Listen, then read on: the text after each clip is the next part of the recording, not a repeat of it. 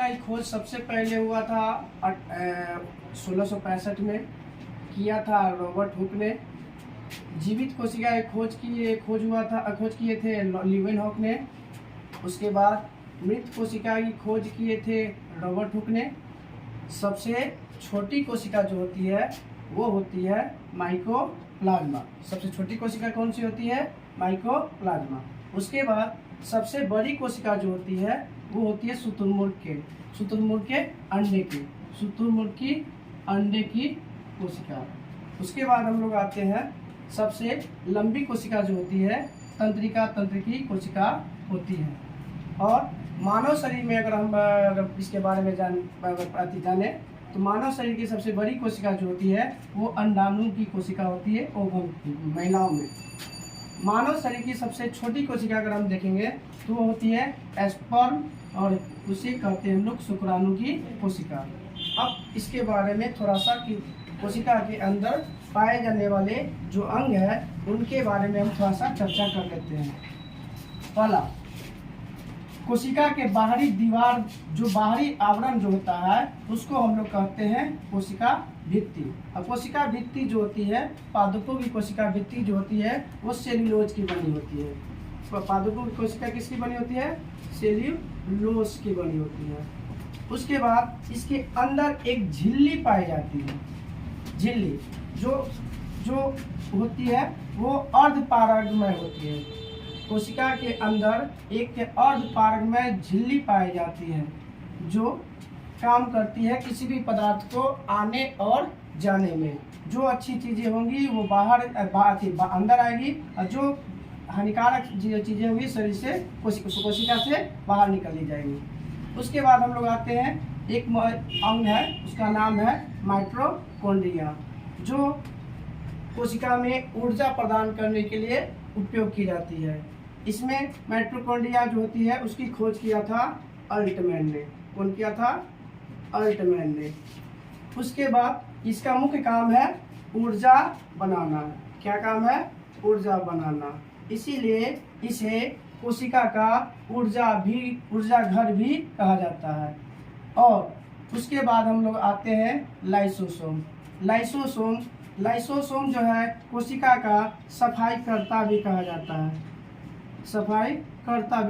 है। इसका मतलब ये हुआ कि कोशिका में अंदर कोई भी चीज़ मर जाता है तो उसको सफाई करने का काम लाइसोसोम करता है।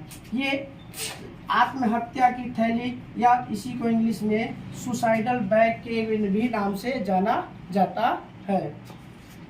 उसके बाद आते हैं गोल्जी बॉडी। उसके बाद क्या आता है? गोल्जी बॉडी का काम क्या है भाई? तो यह कोशिका में जो ऊर्जा बनता है उसको विभिन्न कोशिका के अंदर ही सभी जगह पहुंचाने का काम गोल्जी बॉडी करता है। कौन करता है? गोल्जी बॉडी करता है। उसके बाद हम लोग आते हैं वैक्यूल्स का काम क्या है? यह कोशिका में पानी की मात्रा को नियंत्रण करने का काम करता है कि कितना पानी रहेगा या कितना पानी नहीं रहेगा। उसके बाद हम लोग आते हैं सेंट्रोसोम का काम है कि शरीर में कोशिका का विभाजन करना। जब कहीं भी टूट फूट हो जाती है शरीर में, चाहे हड्डी हो, मांस हो, जहाँ भी अगर इसमें टूट फूट होगी वहाँ पे ये कोशिका को विभाजन करने में सहायता करता है। उसके बाद आते हैं हम लोग कोशिका विभाजन में काम आता है। कोशिका विभाजन में काम आता है, सहायक होता है। उसके बाद है ईआर को हम लोग बोलते हैं इंडोप्लाज्मिक रेटिकुलम। ऐसे इसको हम बोलते हैं कोशिका का कंकाल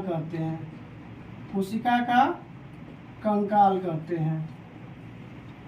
ये कोशिका को सिकुड़ने से बचाता है, कोशिका को चिपकने या उसको अपने उसके आकार में बनाए रखने में सहायता करता है।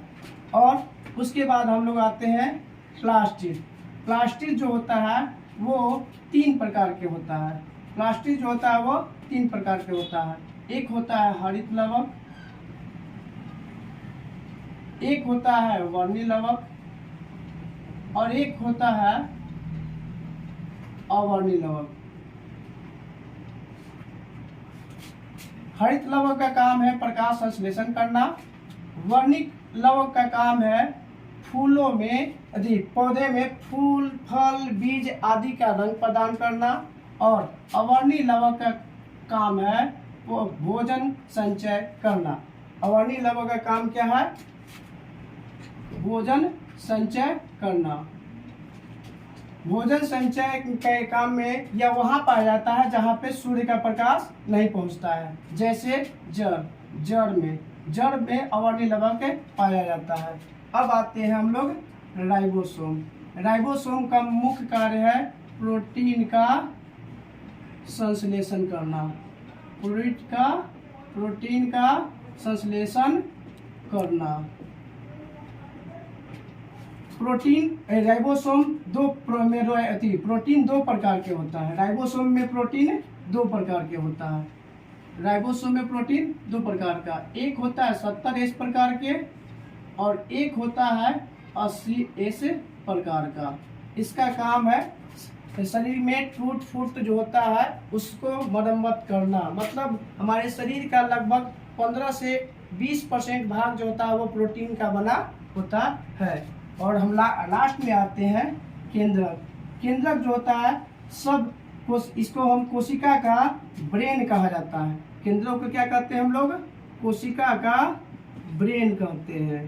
कोशिका का ब्रेन जो पूरे कोशिका को संचालन करने का काम भी किया जाता है।